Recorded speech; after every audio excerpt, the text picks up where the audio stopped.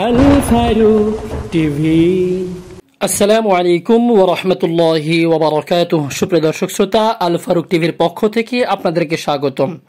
সুপ্রিয় দর্শক, Islamic foundation কর্তৃক মসজিদ ভিত্তিক শিশু ও গণশিক্ষা কার্যক্রম অষ্টম পর্যায়ে কি অবস্থা, এই প্রকল্পটি পাস হয়েছে কিনা, হচ্ছে কিনা, বা এই প্রকল্প কোন পর্যায়ে আছে, আজকের ভিডিওটি এই সম্পর্কেই।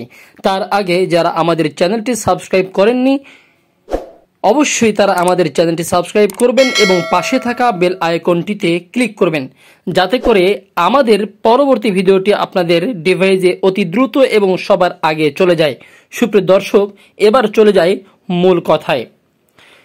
সুপ্রিয় দর্শক শ্রোতা, ইসলামিক ফাউন্ডেশন কর্তৃক মসজিদ ভিত্তিক শিশু ও গণশিক্ষা কার্যক্রম অষ্টম পর্যায় প্রকল্প, এর নাম এখন পরিবর্তিত হয়েছে।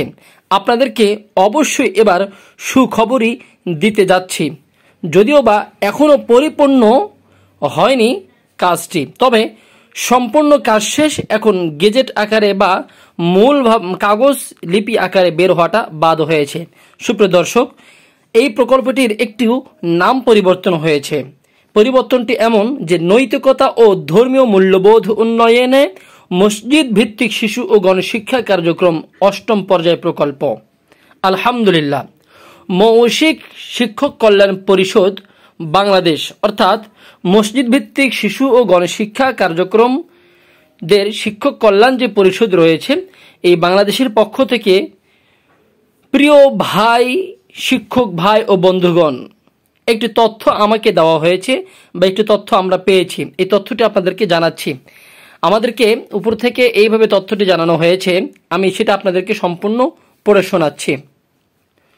মৌখিক শিক্ষক কল্যাণ পরিষদ বাংলাদেশ এর প্রিয় শিক্ষক ভাই ও বন্ধুগণ, আপনারা অধীর আগ্রহে অপেক্ষায় আছেন প্রি একনেকের খবর জানার জন্য। প্রি একনেক সভায় সর্বসম্মতিক্রমে নৈতিকতা ও ধর্মীয় মূল্যবোধ উপলক্ষে মসজিদ ভিত্তিক শিশু ও গণশিক্ষা কার্যক্রম অষ্টম পর্যায় প্রকল্প অনুমোদন হয়েছে। আলহামদুলিল্লাহ, যাহা রেজুলেশন আকারে প্রকাশ করতে 2 থেকে 3 দিন সময় লাগবে। ততক্ষণ পর্যন্ত আমাদেরকে ধৈর্য ধারণ করতে হবে। সূত্র হেড অফিস, কারি নূর মোহাম্মদ মন্ডল ইদু সভাপতি এবং মাওলানা আমিনুল ইসলাম চৌধুরী ভারপ্রাপ্ত সাধারণ সম্পাদক, মৌখিক শিক্ষক কল্যাণ পরিষদ বাংলাদেশ কেন্দ্রীয় কমিটি। অর্থাৎ ইসলামিক ফাউন্ডেশন কর্তৃক মসজিদ ভিত্তিক শিশু ও গণশিক্ষা কেন্দ্রের যে একটি শিক্ষক কল্যাণ পরিষদ রয়েছে, এই শিক্ষক কল্যাণ পরিষদের কেন্দ্রীয় হেড অফিস থেকে একটি তথ্য আমাদের কাছে এসেছে। তা হলো যে নৈতিকতা ও ধর্মীয় মূল্যবোধ উন্নয়নে মসজিদ ভিত্তিক শিশু ও গণশিক্ষা কার্যক্রম অষ্টম পর্যায়ে প্রকল্পটি পাশ হয়েছে, অনুমোদন হয়েছে।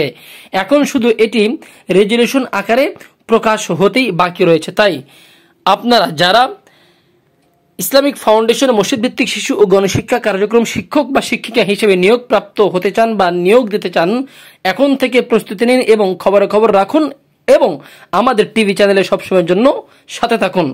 যখনই যেখানে নিয়োগ দেবে সঙ্গে সঙ্গে ইনশাল্লাহ আমাদের ভিডিওটি চলে যাবে। আজকে এতটুকুই। আসসালামু আলাইকুম রহমতুল্লাহি ওয়া বারাকাতুহু।